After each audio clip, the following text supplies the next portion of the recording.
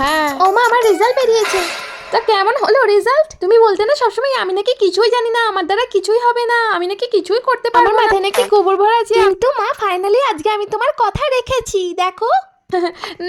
না মানে আমি তো তোর ভালোর জন্যই বলতাম, বল। হ্যাঁ, যাতে তুই এইগুলো শুনে একটু ভালো করার চেষ্টা করিস নিজে, যাতে আমার কথা শুনে তোর রাগ হয়, তুই যে দেখে ভালো করে পড়াশোনা করিস আর ভালো রেজাল্ট করিস, এই কারণেই তো বলতাম। আমি তো তোর মা নাকি বল, আমি কি এমনি এমনি তোকে বলবো? আমি তো তোর ভালো চাই, ওই কারণেই এইসব বলতাম। তা কেমন রেজাল্ট করেছিস তুই, কই দেখি। এই নাও, তুমি খালি বলতে না আমি ফেল করবো ফেল করবো ফেল করবো। মা, আজকে আমি তোমার কথা রেখেছি, আমি ফেল করেছি মা। হ্যাঁ, ফেল করেছিস? কই দেখি।